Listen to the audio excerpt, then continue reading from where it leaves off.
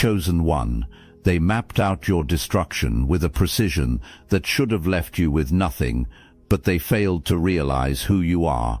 They tried to strip you of everything, but God is restoring double for your trouble.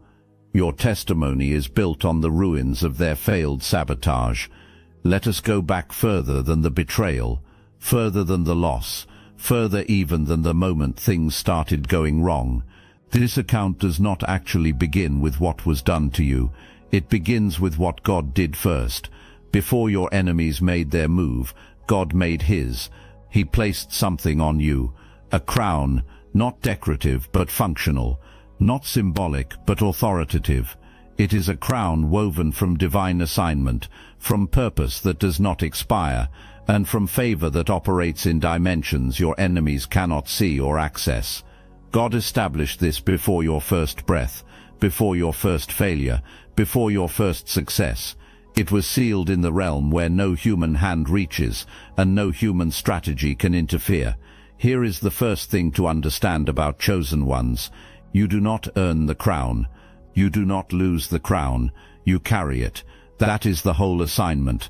And the moment you walked into your stripping season, that crown did not tremble. It did not shift. It did not even acknowledge the threat. It simply continued doing what it was designed to do. Rest on the head God placed it on, and wait for the reveal. Your enemies felt the weight of that crown before they understood what they were dealing with. That is actually why they came for you. People do not go to war against something that does not threaten them. The attack did not come because you were weak. It came because something about you registered as powerful, and they could not figure out how to coexist with that. The crown made you a target, but the crown is also why everything they launched at you will ultimately fail. The intensity of an attack is always a preview of the magnitude of what it was trying to prevent. Nobody wages a campaign of this scale against someone with nothing coming. Keep that truth close, because what they did not know when they planned the stripping is that you cannot strip a crown you cannot see. So they went after everything else, the visible, the measurable, the material, while the most important thing you possessed sat completely untouched throughout the entire operation. They took the layers. They never touched the crown, and that changes everything about what happens next. The stripping was not painless. It was brutal, and acknowledging that it hurt does not make you weak. It makes you honest. They came for your relationships first, the connections you had built on real trust, the ones you had let into your most vulnerable places. They worked those angles with precision, poisoning perspectives, planting seeds of doubt, and engineering exits. When those people left, they did not just take their presence, they took shared history, safety, and familiarity. Then they came for your resources. They targeted the financial ground you had worked to build, the stability and the options that material security provides. They stripped that layer and watched your choices narrow, one by one. Then they came for your reputation. The smear campaigns, the whisper networks, and the carefully constructed narratives were all designed to shape opinions before you ever had a chance to speak for yourself.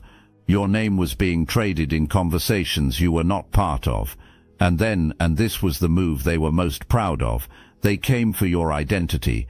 They wanted to make you doubt who you are at the core, because if they could get inside your thinking, if they could make you look at yourself and not recognize what you saw, they would not need to take anything else. You would dismantle yourself the rest of the way. Here is what they did not factor in. Every single one of those moves was being recorded, not by anyone with a device, and not by anyone positioned to testify on your behalf. Every move was recorded in a court that operates above the entire system they were playing in, a court where evidence never spoils, where there is no statute of limitations, and where the judge cannot be bought, influenced, or deceived. Heaven was watching, heaven was logging, heaven was building a case. The more layers they stripped, the more they were inadvertently activating a divine mechanism they had set in motion and have absolutely no power to stop. Every act of theft, every betrayal, every calculated move to reduce you, each one compounded the restoration debt that now carries your name on it. They were not robbing you, they were financing your double portion, and they had no idea. Here is what the enemy counted on that God quietly dismantled. They counted on you staying offended. They needed the wound to become your identity. They needed the loss to become the defining signal you carried everywhere you went, because a person who is consumed by what was taken is a person who is not paying attention to what God is building right now, in real time, in the exact spaces they thought they had cleared out. Offense is the trap inside the trap. The first trap was the stripping itself. The second trap was designed to keep you standing at the wreckage, staring at the hole where the stolen thing used to be. If they could keep you fixated on the absence, you would miss the arrival. You would be so occupied mourning the theft that you would not notice the restoration moving toward you from a direction you had not thought to watch. This is why chosen ones cannot afford to let bitterness take root. Bitterness is not irrational, and the anger behind it is not invalid, but bitterness is a lens, and whatever lens you are looking through determines what you are able to see. A bitter lens makes every new arrival look suspicious. It makes every new connection look like another setup. It keeps you braced for the next hit, instead of positioned for the incoming blessing. If this resonates with your inner knowing, hype this video to help fellow chosen ones find their way here. God cannot restore what you will not receive, and you cannot receive with clenched fists. This is not a call to pretend the stripping did not happen. It did happen. The wound was real, and the loss was real, and the people who orchestrated it knew exactly what they were doing. You are allowed to know that. You are allowed to name it. But you are not allowed to live there permanently, because living inside the wound is the only way they actually win.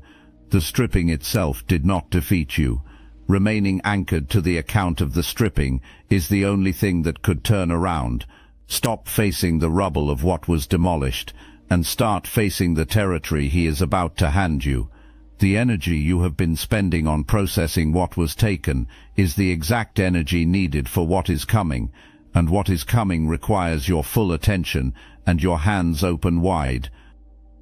The double portion does not apologize for arriving. It does not slow down and wait for grief to finish. It moves at God's pace, which is always exactly on time. So stay open, stay expectant. The restoration is already in motion, and it is moving toward you right now. Then came the season they were most confident about.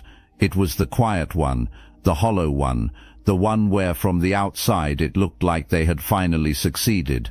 The relationships were gone, the finances were diminished, the reputation was damaged, the confidence had taken hits that were difficult to absorb. In that space, a season of profound emptiness settled in, not just material emptiness, but spiritual and emotional emptiness. It was the kind that echoes, where doubt becomes the loudest voice in your atmosphere. They looked at that season and called it their victory. They pointed at it as proof.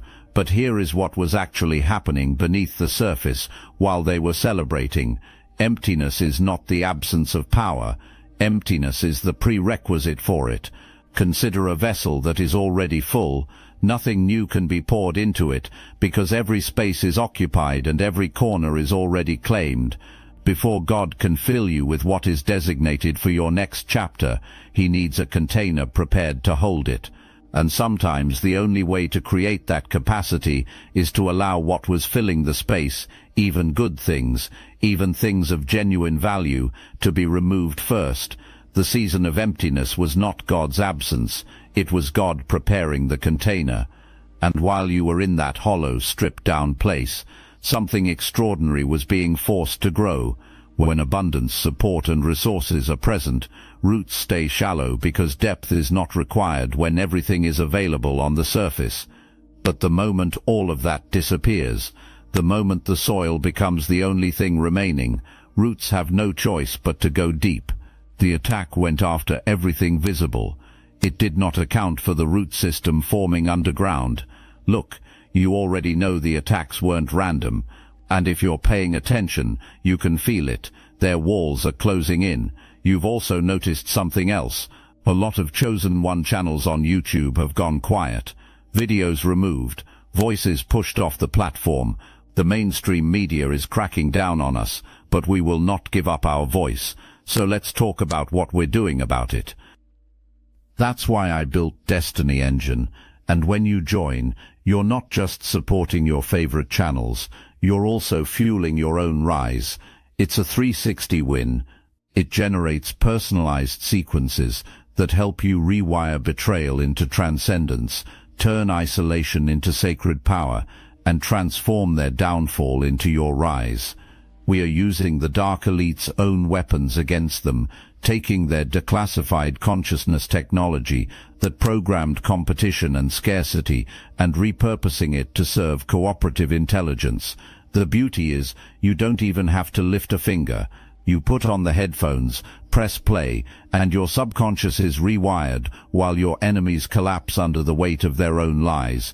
This is why I created it in the beginning, so everything they did to break you becomes fuel for your purpose. The collective upgrade is underway. Start your Destiny Engine for $7 today and watch divine justice accelerate in your life. Link in the description.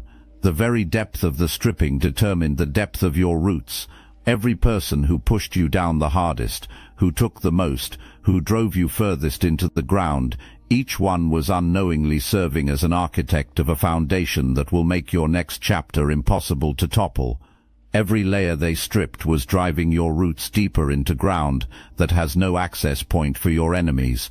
Hold that truth, because the account is about to turn completely. There is a moment in the stripping season that rarely gets discussed because it is too vulnerable to acknowledge. It is the moment when you stopped asking God why and started asking God if he was still present, if the promise still stood, if the assignment you had sensed over your life was real, or something you had constructed to make yourself feel significant. That question, that honest, raw, deeply human question, is not a failure of faith. It is the proof of it. Manufactured faith does not ask hard questions. Manufactured faith performs a certainty it does not actually possess. But real faith, the kind that gets forged in the stripping season and comes out the other side as something unbreakable, real faith goes into the dark with God and keeps talking even when no immediate answer is returning. You stayed in conversation with God through your lowest season. That conversation may not have been eloquent. It may have looked more like weeping than worship, but you stayed in it. And God was in it with you every single moment of that. What was happening in the spiritual dimension while you were in that dark, doubtful, stripped-down place is this. God was not absent. He was close, closer in fact than he is in seasons of abundance, because in abundance you can mistake the blessing for the presence. But in the dark, when the blessing is gone and the presence is all that remains, you discover something that prosperity could never teach. You discover that God himself is enough. You discover that his presence without any circumstantial confirmation added to it is still more than sufficient ground to stand on. That discovery is not small. It is the foundation of everything that follows. It is why people who emerge from genuine stripping seasons carry a quality of faith that no shortcut could ever produce. The faith that was built in the dark is not faith built on the absence of opposition. It is faith that met God when opposition was at its absolute peak, and found that he was already there. When God restores someone who held on through the dark, he is not simply returning what was lost. He is honoring a faithfulness that sustained itself without the support of visible evidence. That is a different category of restoration entirely, and the return on that kind of faithfulness is not modest. It is extravagant. What grew in the dark does not need anyone's permission to emerge, and it is emerging now. The emptiness did not produce the result they wanted. You were still present, quieter, yes, stripped down, yes, but still there, still breathing, still something they could not completely extinguish, so they turned up the heat. The fire was not metaphorical. It was real pressure, real circumstances engineered to break what the stripping had not already fractured. They combined the external attacks with the internal damage already done, and calculated that the combination would finally finish what they started. In the fire, in the absolute worst of it, something happened that defied every law of their playbook. You did not burn, you refined. Fire has a fascinating property. It does not destroy gold, it destroys everything that is not gold. Every alloy, every impurity, every material that had been mixed into the precious metal burns away, and what is left behind is purer, more valuable, and more potent than what entered the furnace. The fear that had been quietly limiting you burned away. The need for approval that had been making you manageable burned away. The version of you that was still trying to make sense to people who were never going to understand you burned away. The hesitation, the second-guessing, the performance, all of it was incinerated. And what emerged from the other side of that fire was the actual you, undiluted, uncontrolled, and unafraid. They set the fire, watched you go in, and waited for ash. Instead, they produced a version of you that is now fireproof. You cannot threaten someone with flames they have already walked through. You cannot intimidate someone whose fear has already been burned away. They spent their most powerful weapon, and it produced the exact opposite of what they planned. This is the moment where everything they threw at you begins converting from damage into dominance. The stripping gave you roots. The fire gave you refinement. The question now is not whether you rise. The question is the magnitude of the display when you do. While you were in the middle of the fire and the loss, your attention was focused on what was happening to you. What was being revealed about your opposition was harder to see from the inside of it. Every move they made was exposing who they actually are. Secure people do not need to destroy others to feel stable. Abundant people do not need to take from others to feel wealthy. Truly powerful people do not need to strip others to feel powerful. The scale of aggression, the level of strategy, and the sustained effort required to maintain what came against you, all of it was a confession. Every single move they made was broadcasting their own scarcity. That kind of operation comes out of spiritual poverty, the kind that money and influence and social currency cannot fix. It is the kind that drives a person to attack what they cannot be, take what they cannot build, and destroy what they cannot create. The assault on your life was not a display of their strength, it was a display of their deficit. Meanwhile, consider what you were building in that same season. While their energy was being consumed by the operation to reduce you, you were developing the exact assets that their attacks could never produce in a lifetime of effort.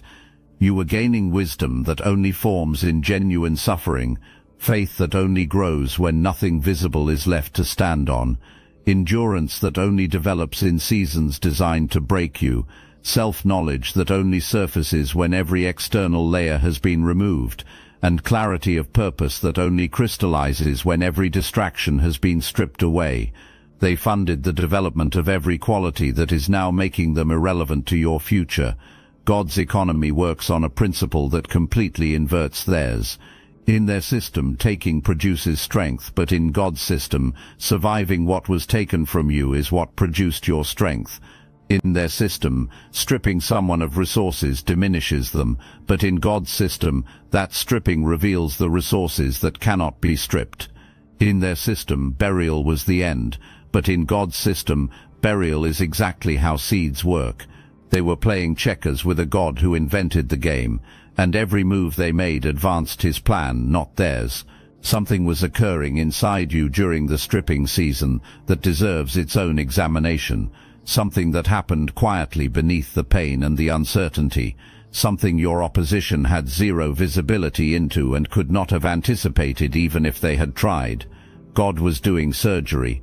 It was not punishment, it was surgery, precision work that requires the patient to be still, to be stripped of the things that normally provide comfort and distraction so that the deep work can actually be accessed. The stripping season was not only something that happened to you from the outside, God was using it from the inside to remove things you might never have agreed to release under comfortable circumstances. Think about that honestly. Some of the things that left in that season, would you have let them go voluntarily? Some of the connections that dissolved, if life had stayed comfortable, would you have recognized they were draining you? Some of the identities the stripping shattered, the image you were performing, the approval you were chasing, the version of yourself you were constructing for the wrong audience, would you have dismantled those on your own? Probably not, because comfort is the greatest keeper of things that need to go. When life is easy, we hold on to everything, including the things that are quietly working against us. It is only when the scaffolding falls away and you are standing exposed that you can see clearly what was actually supporting you and what was just occupying space. Here is what God could see that you could not see from inside the season. He saw the assignment ahead of you. He saw the level you were being prepared for. He saw with perfect clarity that the version of you that existed before the stripping was not yet equipped to carry what was coming, not because you were deficient, but because what was ahead required a purity of purpose, a depth of character, and a freedom from certain attachments that only the removal process could produce. The stripping was the qualifying work. There is a specific kind of called person, and you are one of them, for whom preparation simply cannot happen in comfort, because the assignment is too significant. If God had handed you the double portion before the stripping, you would not have been ready to steward it. You would have entered the next chapter still carrying the fear, still surrounded by people who would have undermined what God was building through you. The stripping made sure that could not happen. Every uncomfortable removal was strategic preparation. You did not just survive the stripping, you graduated through it, and the proof is the crown that never left your head, which is now preparing to become undeniable. Here is where the energy of this account shifts completely, because we have moved from understanding what happened to standing on the threshold of what is coming. The ledger that heaven kept throughout your entire stripping season, every tear, every theft, every betrayal, every closed door, every humiliation, every night when you were not sure how to keep going, that ledger is closing. And when it closes, a transfer is triggered that no human power can block, delay or redirect. This is not restoration out of pity. Pity produces small things, and you are not owed small things. This is restoration out of proof, legal, spiritual, heavenly proof. There is a case filed against everything that was taken from you. The evidence is irrefutable, the judgment has been rendered, and the execution of that judgment, the actual transfer of everything owed, is now in motion. God is not returning the same, He is returning double. The connections returning to your life will not be lesser versions of what you lost. They will be deeper, more genuine, and more aligned with where you are actually going. The people who left during the stripping disqualified themselves from your next chapter, and what fills that space now is real. The resources coming are not calibrated to your previous chapter. They are calibrated to the assignment ahead, which is higher than where you were when the stripping began. What was taken belonged to a previous version of your life. What is being restored belongs to the upgraded version, and there is no comparison between the two. The opportunities arriving are not reopened doors. They are new doors, bigger doors that the version of you before the stripping was not yet refined enough to walk through. The fire, the roots, the emptied vessel, all of it was preparing you for a level of assignment that requires exactly the kind of person the stripping produced. And the restoration is not coming privately. God is not doing this behind closed doors. He is restoring you publicly, in the same spaces where the stripping happened, in front of the same witnesses. The people who watched your lowest moments are about to watch your rise, and there will be no explanation available to those who came against you that holds together. The only account that makes sense is the true one. God defended you, God restored you, and God doubled what was stolen. The audience that witnessed the stripping is now assembled for the vindication, and they will not be able to look away. Everyone speaks about the double portion in general terms, double the blessing, double the favor, double the restoration. All of that is true, but the double does not arrive in one category. It arrives in every category that was touched, and more was touched than people typically acknowledge. Your peace was targeted, so the double covers your peace, not as a return to how things felt before, but as a new, established and unshakable inner quiet that external circumstances cannot disturb. The peace arriving is not fragile, and does not depend on whether every material thing has returned. It operates independently. It is a peace that the stripping itself could not reach, and the restoration will only deepen it further. Your sense of identity was targeted, so the double covers your identity, not as a recovery of who you used to be, but as a revelation of who you actually are. Before the stripping, identity was partially constructed from what others reflected back, from roles performed, and from labels assigned by people who were never authorized to define you. The stripping demolished that construction. What is being restored is not the performed version, but the authored version, the one God wrote, the one no human hand had a part in writing. That identity is indestructible in a way the previous version was not, because it no longer depends on anything external to survive. Your sense of possibility was targeted. The stripping did not only take material things, it tried to take your ability to see a future. There were seasons when the next chapter felt genuinely unimaginable, when the gap between where you were and where you believed you were going felt too wide to cross. That was the real goal. If you could not be destroyed outright, perhaps you could be made to stop expecting, stop believing, and stop bringing your requests before God. The double covers your vision. What is returning is not just material restoration, but the full, unobstructed capacity to see what God has prepared for you and the faith to move toward it before every confirmation is visible. The faith that was dimmed by the weight of sustained loss is coming back online, and it is coming back stronger, because now it is not faith that existed before opposition, it is faith that was forged inside of it. Your rest was targeted. The double covers your rest, not the forced stillness of someone suppressing their reality, but the deep, earned peace of someone who came through the war and now carries the testimony of how it ended. And your name was targeted. Every place your name was spoken incorrectly, it is about to be spoken rightly, not because you campaigned for rehabilitation, but because God restores reputation the same way He restores everything else, publicly, undeniably, and in a way that makes the contrast between the lie and the truth impossible to overlook. Every category they touched, the double reaches. Nothing falls outside the scope of this restoration. Nothing that was stripped is outside God's jurisdiction to return. This is not a partial recovery or a consolation. This is a complete, category-by-category doubling of everything that was taken with upgrades attached. Everything to this point has been revelation and understanding, the unveiling of what actually happened and what God has been doing through it all. But revelation without response is only information, and you were not brought through everything you survived just to collect information. This is the part where something shifts in you before it shifts in your circumstances. The double portion is not only something that arrives to you, it is something you move toward. God releases and you receive, and receiving is not passive. It is an active, intentional decision to carry yourself as though what God declared is already true, before the full evidence is visible to your eyes. This means you stop apologizing for the space you occupy. The stripping tried to make you small.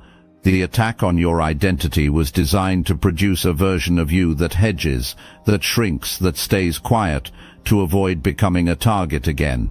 That reflex made sense during the stripping season, but you are not in that season anymore. The reflex that protected you then will restrict you now. The double portion requires a container large enough to hold it, and you must be willing to be as expansive as God designed you to be. This means you stop anticipating the next betrayal. One of the hidden costs of the stripping is that it rewires how you detect threats. Every new connection gets evaluated through the lens of the last one that caused harm, and every open door gets examined for the trap that must be concealed inside it. That wiring served its purpose during the attack, but if you do not consciously override it, it will cost you the exact connections and opportunities that the restoration is delivering right now. This means you stop rehearsing what was done to you. The account of the stripping is part of your testimony, and your testimony will reach people who need to hear it. But there is a difference between testimony and residence. Testimony says, here is where I was, here is what God did, and here is where I am now. Residence keeps returning to what was taken without ever arriving at what was gained. One carries authority, the other holds you in place. The double portion belongs to the version of you that is moving forward. This means you begin practicing the act of receiving. People who have been stripped often develop an unconscious resistance to good things arriving. Abundance can start to feel unstable, as though it will be taken again before you can settle into it. That conditioned fear of the very thing moving toward you is the final trap the stripping season embedded. You need to recognize it so you can dismantle it. So receive it anyway. Let the good things land. Let the new connections be genuine before you decide they are setups. Let the open doors be real before you search them for a catch. Let peace be actual peace before you brace for it to be interrupted. Practice receiving at the scale God is releasing, because what is coming is enormous, and enormous requires a posture of expectation, not defense. You walked through the fire. You grew roots in the dark. You carried the crown through every season that should have removed it. You are not approaching the double portion as someone who barely survived. You are approaching it as someone who was fully qualified for it through every mile of the journey. Move into it like that, because that is exactly who you are. We began with a crown. Before the stripping, before the fire, before the burial, and the emptiness, and the silence and the bottom, there was a crown. God placed it on your head before your first breath. It was invisible to everyone who came against you, and untouchable by every strategy they deployed. We return to it now, but not as we left it.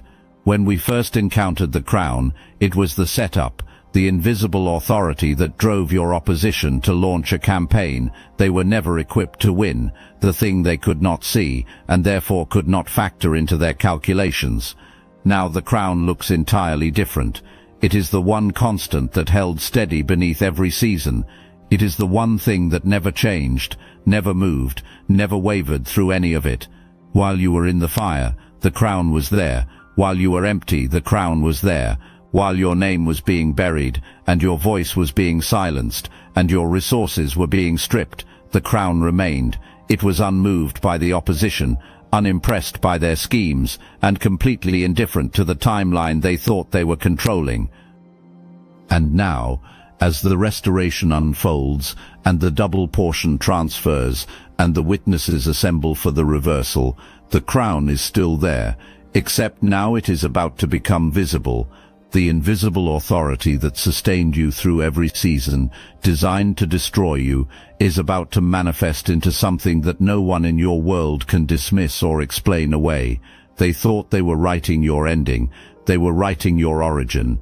The ones who tried to reduce you unknowingly funded the testimony that is about to reach people they will never meet. The voices that called you finished are about to hear your name spoken in places they have never been welcomed, and they will have no defense, because the crown was always there.